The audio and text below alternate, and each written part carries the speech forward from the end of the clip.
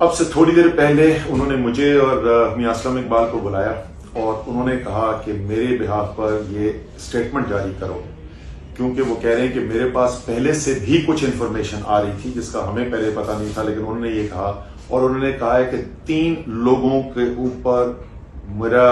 یقین ہے کہ جنہوں نے یہ سب کچھ کروایا ہے، اور وہ 3 لوگ جو ہیں وہ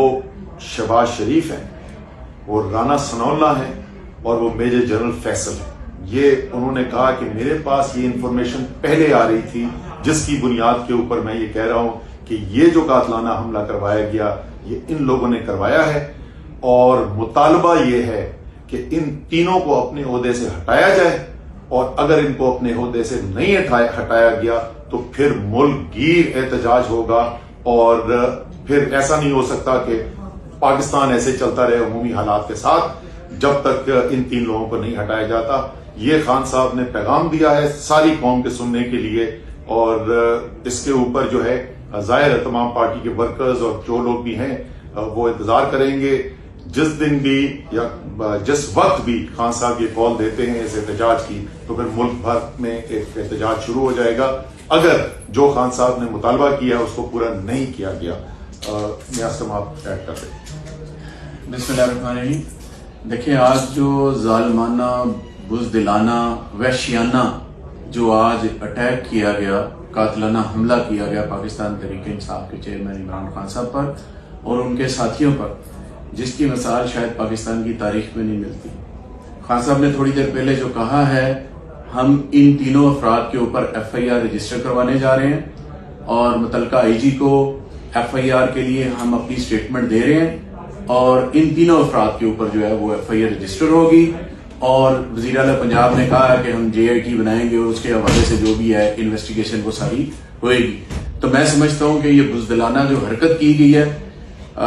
اس کی ہم پرزور مذمت کرتے ہیں، اور اس کے ساتھ ساتھ ہم اگلی کال کا انتظار کر رہے ہیں کہ خان صاحب جو کال دیں گے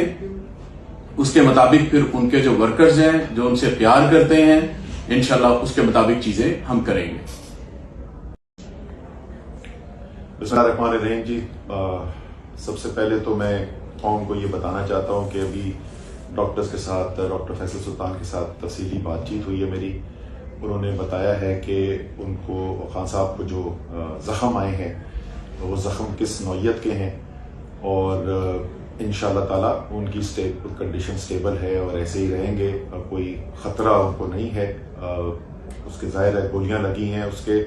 پیلٹس لگے ہوئے بہت سارے، تو یہ کہنا مشکل ہے کہ وہ 2 ہیں یا 3 ہیں، لیکن ان کی ٹانگ کے نیچے والے حصے بھی لگی ہے، ہڈی پہ بھی چک ہوا ہے، اور اوپر ران کے اندر بھی ان کو یہ گولی لگی ہے، لیکن الحمدللہ ڈاکٹرز نے ان کو دیکھ لیا ہے، CT اسکین ہو گیا ہے، اور OR کے اندر اس وقت ہیں، وہ الحمدللہ سٹیبل ہے۔